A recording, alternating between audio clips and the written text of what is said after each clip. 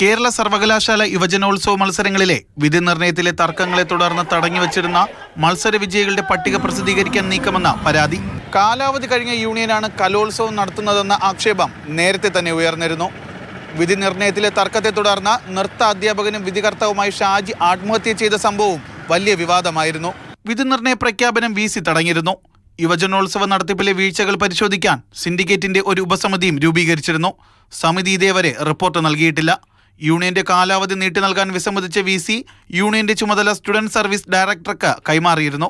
അദ്ദേഹമാണ് ഇപ്പോൾ പുതിയ വിധി നിർണയ പട്ടിക തയ്യാറാക്കിയത്. സർവകലാശാല യൂണിയനുകളുടെ നിയന്ത്രണം പൂർണ്ണമായും SFIക്കാണ്. യൂണിവേഴ്സിറ്റി അധികാരികൾക്ക് സർവകലാശാല യുവജനോത്സവത്തിൻ്റെ നടത്തിപ്പുമായിട്ട് യാതൊരു ഉത്തരവാദിത്വമില്ല. സർവകലാശാല യൂണിയൻ നിശ്ചയിക്കുന്ന ജഡ്ജിമാർ വിധിന്യായം നടത്തി നൽകുന്ന റിസൾട്ടിൻ്റെ അടിസ്ഥാനത്തിൽ ഗ്രേസ് മാർക്ക് നൽകുന്ന ഒരു ഉത്തരവാദിത്വം മാത്രമേ സർവകലാശാലയ്ക്കുള്ളൂ. SFIയുടെ തിരുവനന്തപുരം ജില്ലാ സെക്രട്ടറിയാണ് യുവജനോത്സവത്തിന്റെ ജനറൽ കൺവീനറായി നിയോഗിച്ചിരുന്നത്.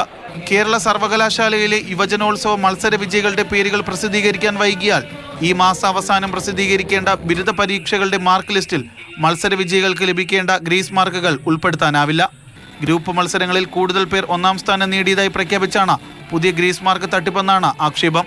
ഒരു ഗ്രൂപ്പ് ഐറ്റത്തിൽ ഉൾപ്പെടുന്ന 10 മുതൽ 12 പേർക്ക് വരെ ഓരോ പേപ്പറിനും 6% വരെ മാർക്ക് അധികമായി ലഭിക്കും. അതുകൊണ്ട് ഗ്രൂപ്പ് മത്സരങ്ങളിലാണ് കൂടുതൽ പേർക്ക് ഒന്നാം സ്ഥാനവും രണ്ടാം സ്ഥാനവും നൽകിയിരിക്കുന്നതെന്നാണ് പരാതി. ഇതിലൂടെ 800ഓളം വിദ്യാർത്ഥികൾക്ക് കൂട്ടത്തോടെ ഒന്നിച്ച് ഗ്രേസ് മാർക്കിന് അർഹത ലഭിക്കും. പരമാവധി ഓരോ വിദ്യാർത്ഥികൾക്കും 60 മാർക്ക് വരെ ലഭിക്കും. ഗ്രൂപ്പ് മത്സര വിധികളിൽ വ്യക്തമായി തിരിമറി നടന്നിരുന്നതായി ആക്ഷേപമുള്ളതുകൊണ്ട് ഗ്രൂപ്പ് മത്സരങ്ങളിൽ പങ്കെടുത്ത വിദ്യാർത്ഥികൾക്ക് ഗ്രേസ് മാർക്കുകൾ നൽകുന്നത് തടയണമെന്നും വിധി നിർണയ പട്ടിക തയ്യാറാക്കിയവർക്കെതിരെ നടപടി കൈക്കൊള്ളണമെന്നും ആവശ്യപ്പെട്ട save university campaign committee vice ചാൻസലർക്ക് നിവേദനം നൽകി. ഒട്ടനവധി വിവാദങ്ങൾക്കും വിമർശനങ്ങൾക്കും പിന്നാലെ നിർത്തിവെക്കേണ്ടി വന്ന കലോത്സവത്തിന് നേരെയാണിപ്പോൾ ഗ്രേസ് മാർക്ക് തട്ടിപ്പെന്ന ആക്ഷേപവും ഉയരുന്നത്. രതീഷ് വെൺപകലിനൊപ്പം ജിബിൻ JB, മാതൃഭൂമി ന്യൂസ്, തിരുവനന്തപുരം.